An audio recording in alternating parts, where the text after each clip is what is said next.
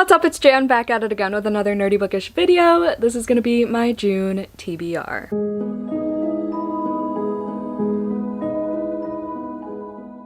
First of all, we gotta address the elephant in the room. This is gonna be my first public video going up as an engaged woman.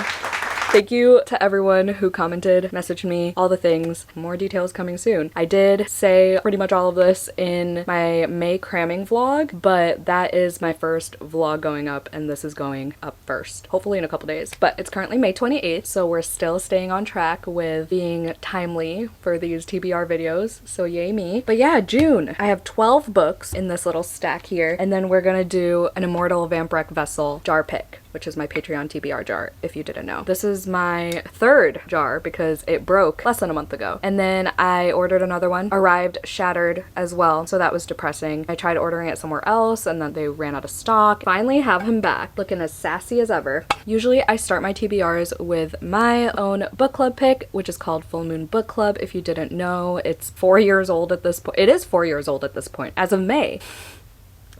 Aw, happy birthday, Full Moon Book Club. It's pretty chill. You just read the book, and then I have a spoiler-filled reading vlog that goes up every full moon of the month. They are getting earlier and earlier, so I'm gonna have to do some adjusting at some point, especially in August when Full Moon Readathon comes up, because that is happening again this year, but the full moon is on the 9th. I gotta figure some stuff out. But anyway, my book club pick for June is Feast While You Can by Michaela Clements and Anjuli Datta. My Carmilla patrons get to vote on the Full Moon Book Club pick every single month. Just so you know, Patreon link is always down below to see all the perks or whatever. I try to keep my little spiel as short as possible nowadays, but I would love to have you as a fellow vamp. If you choose to do so, I would love to get to know you more. Our Discord is always active. We have monthly readathons, monthly buddy reads, monthly movie nights, etc, etc. That's all down below in the Patreon link. Anyway, all I know about this is it's a sapphic horror and there's like an ancient monster, I believe. It says the monster's touch was cold like wet rock, soft like the sandstone her ancestors had used to build their homes, chalky fingertips tucking her damp hair behind her ears, petting at her sore scalp as if it were sorry. Y'all know I like to go into my books as blindly as possible, but yeah, that's all I know from this. A couple of my patrons did enjoy this one, but a couple were also disappointed, so I'm excited to see where I stand, and it's perfect for Pride Month. The second book I like to talk about is my Patreon buddy read, which we call the Lair Bloody Read, because we're vampire themed, we're called the Lair. We are going to be reading Paladin's Grace by T. Kingfisher. This is the Saint of Steel, Saint or Saints of Steel series, and I have the whole series in these covers. I also got the indie cover gifted to me by one of my patrons, so thank you so much for that. I'm glad I have at least one indie copy because I love having indie editions, but I could not pass these covers up. These are so cute with like the classic fantasy look. Oh my god. I hope that's a little animal companion. I think it's a little bit more cozy. It says darkly whimsical, cozy fantasy featuring sock knitting paladins, badass perfumers, courtroom hijinks, and heart-racing romance. This is murder mystery in a cozy fantasy setting. This is a standalone series, which I didn't know till recently, so they follow different characters in each book. I do have spoiler-filled dedicated reading vlogs for our bloody reads as well for all tiers in the Lair. The next book I want to talk about, I thought I was going to read this in May. I don't remember if I put it in my May TBR, but the live show's not till June 8th at, is it noon central? I'd have to double check the times, but I will be co-hosting the live show with Kayla from Books and Lala for her Literally Dead book club, and Katie Colson is also going to be on screen with us, and we're going to be reading Bat Eater by Kylie Lee Baker. This is the Illumicrate Evernight exclusive edition. Ooh, I forgot how colorful the naked is. This is a horror that I've been hearing so many good things about, and I got a NetGalley arc for this months and months ago, and I started it and I was like, I am not in the mood for a pandemic book right now. This is set at the peak of, or at the start of COVID, and it explores the racism that Asians faced during that time and in general, and our main character is a crime scene cleaner, I believe. I don't know, I heard it gets gory. I love Kylie Lee Baker's writing. I've read The Keeper of Night, the sequel, which is The Empress of Time, and The Scarlet Alchemist, and I believe this is her adult debut. I love this edition. I'm excited to discuss it. I love the bats on the pages. I've only been hearing good things about this. A lot of people are saying it's in their top 10 of the year. It's one of their new favorite horror books. It gets really gory. She's really good with body horror, so I'm not surprised surprised by any means. We'll be reading that for sure. That's what I'm gonna start June off with, so I'll have it done close to live show time. Also, sorry, I always forget to mention my merch. I wore this for a reason.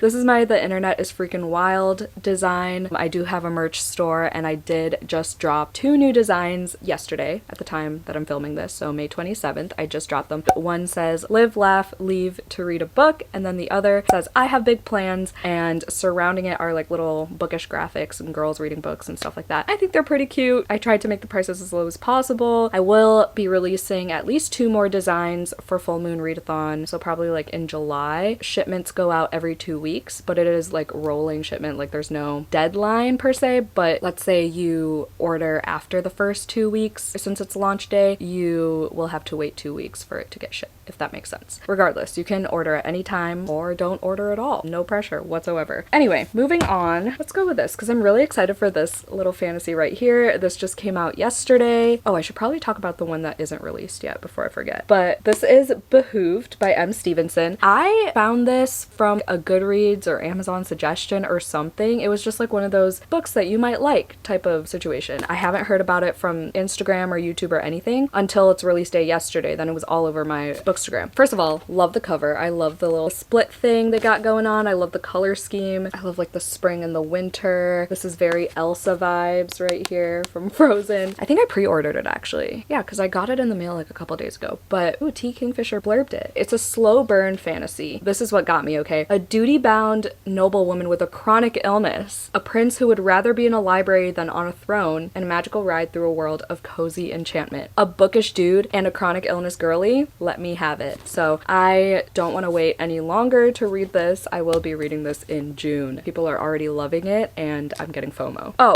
the one that I definitely want to get to in June that hasn't come out yet, it's on my 25 for 2025. One of my favorite authors, Atmosphere by Taylor Jenkins Reid, comes out June 3rd, and you can bet your bottom dollar I am going to run to Barnes & Noble or a local bookstore, I don't know yet, and get that girl on release day. I'm so excited just to like be in her writing again. I don't really care for the premise because it involves like NASA and space and stuff, but who knows? I'm sure she can make it work for me. But also some of her new releases weren't working for me, like Malibu Rising and Carrie Soto. So hopefully this turns it around. I'm nervous, but I'm excited, and I'm glad it comes out June 3rd, so that gives me plenty of time to get it in June and read it in June. The next book I'm gonna read in June is Reception by Kenzie Jennings. I just got this recently as well, and I'm like, I cannot. Ooh, that's creepy. Ew. Ew. I hate it. I hate it. I hate it.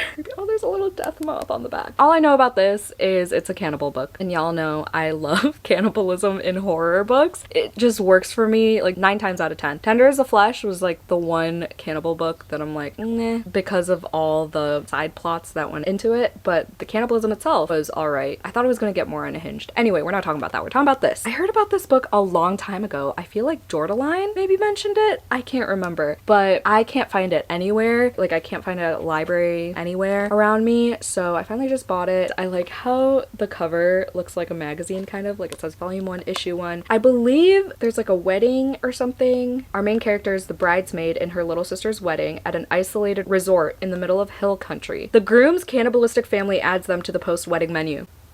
I'm so excited for this, and it's short, and I hope it packs a punch. I really hope. I love this. Okay, the next book is a Backlist book, but I will be buddy reading this with my friend Tatsu, who is starting a booktube channel. She's a model, so she's really cool and kind of famous, and her booktube channel is going to be called Models Read 2. I'm so excited for her to start her first video. She wants me to be a guest in, and I'm honored. We will be reading The Book of the Most Precious Substance by Sarah Gran. I loved Come Closer by Sarah Gran. I believe I gave it 5 stars, maybe a 4. I heard about this book from Kayla from Books and Lala, and I'm sure a lot of us have in the booktube sphere. Tatsu and I were supposed to buddy read this like last year. We both bought the book, never got around to the video. Now is the time. It's a short book, and it's about this book. It's a magical book, and it deals with sexual pleasure. A mysterious book promises unlimited power and unrivaled sexual pleasure. All I needed to know to be intrigued. I love a good weird literary fiction book with a hint of magic somehow, somewhere, and I'm excited to read another book book by Sarah Grant. Speaking of weird books, we have Sour Cherry by Natalia Theodorodou. Oof, I'm sorry, I totally butchered that. I've seen this going around. A couple of my patrons have started it and bought it. I bought it at my favorite horror bookstore, Bucket of Blood. I really don't know what it's about. I know it has queer rep in it. Oh, it looks like there are ghosts. Every woman he touches becomes a ghost. If you leave, you die, but if you die, you stay.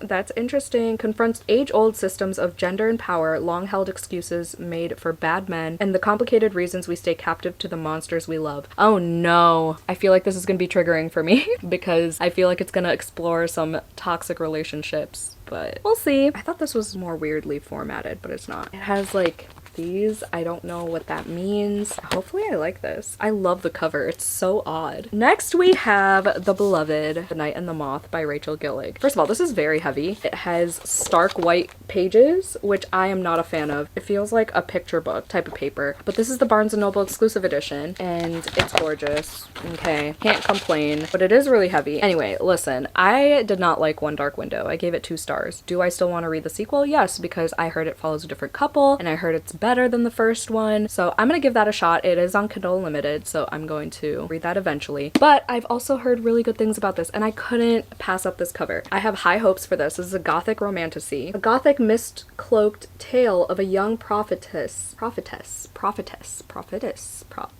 I can't say that. Prophetess. Okay, that works. Who is forced on an impossible quest with the one knight whose future she cannot see. Okay, so she's a diviner. Sibyl is a diviner. Ooh, the book I'm reading right now has a Sibyl. In her dreams, she receives visions from 6 unearthly figures known as the Omens. From them, she can predict terrible things before they occur, and lords and common folk alike travel across the Stonewater Kingdom's windswept moors and craggy mountains to learn their futures by her dreams. Ooh! Okay, I'm usually not a fan of like dreams being a big part of books, but if it involves mind manipulation and like the future, I don't know. I feel like this is interesting. I've heard a lot of good things. Like I said, this is book 1. Is it a duology? I have no idea, but it's the Stonewater Kingdom series. This is also the vibes of Side Bangs from 2011. You know what I mean? Probably even before then. But yeah, that's the only part of the cover I don't like. But I love the little moths. So cute, so shiny. The last fantasy on this list is When the Tides Held the Moon by Vanessa Vita Kelly. I could have gotten this from Aardvark, but I wanted the blue.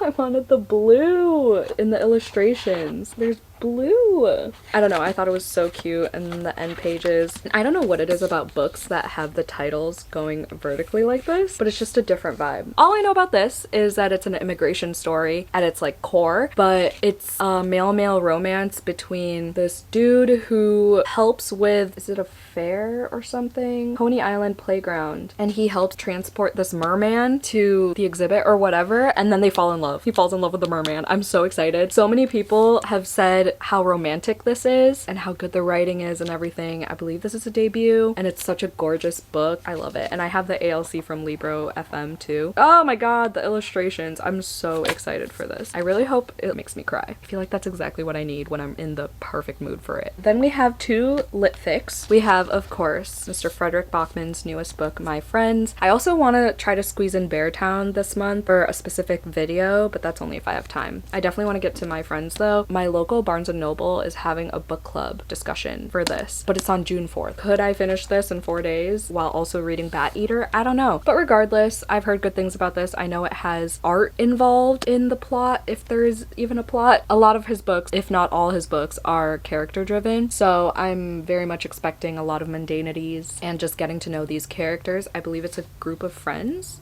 Oh my god, it's called My Friends. It's a group of friends. So there's a painting unexpectedly be placed into Louisa's care. She embarks on a surprise-filled cross-country journey. Ooh, I love a journey in litfic. I'm just so ready to feel all the emotions. I've recently found out, recently as in yesterday, I found out I am a yellow reader, so I like to feel everything when it comes to books, and honestly that checks out so hard. So it gives you like 4 recommendations, 2 fiction and 2 nonfiction after you take the assessment. It's on readyourcolor.com if you didn't know. I finally hopped on the bandwagon and took the little free assessment thing, and it gave me 4 recommendations, and I've actually read 3 of the 4. 4th one that I didn't read was The Glass Castle. I'm a Cancer, so it makes sense. I just love feeling all the things when I read books. And then the last book I have before we pick from the vessel title is Sunburn by Chloe Michelle Howard. This was recommended to me by a couple of my patrons, Megan and M, I believe. I also heard my friend Katie from Bambina Katarina talk about this, and I heard the writing is very lush and romantic. It's a sapphic couple, and it's a coming of age lit fic. Ooh, it's set in the early 90s in an Irish village.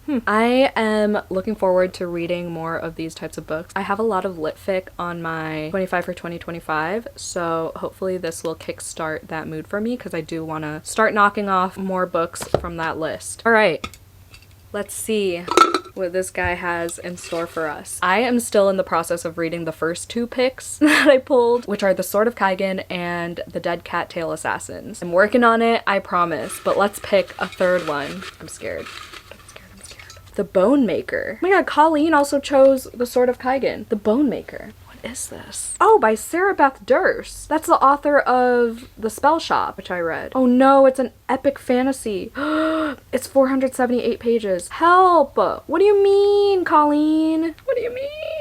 Ooh, proceed with caution. This book contains death, blood, gore, and murder. Okay, well, I don't own this book, so we're gonna figure that out. I have so much fantasy on my TBR now. But wow, Colleen, there you go. 2 for 2 for now. So I'll hunt down that book. I wonder if it's on Pango. I'll check right now, because I am not getting an almost 500-page book from the library, because I need my time with it, you know? Oh, there's one for $5. Okay, sick. Sold. Doing it. It looks good, though. I didn't know Sarah Beth... I thought The Spell Shop was her debut. Okay, so that's all we got. That's everything. Let me know if any of these are on your June TBR as well for a little unintentional buddy read moment. If you made it to the end of this video, let's put the cherry emoji to represent sour cherry because I'm really excited for that. Thank you so much for watching. Hope you had a 5-star day. Don't forget to do some self-care, and I'll see you in my next video. Bye!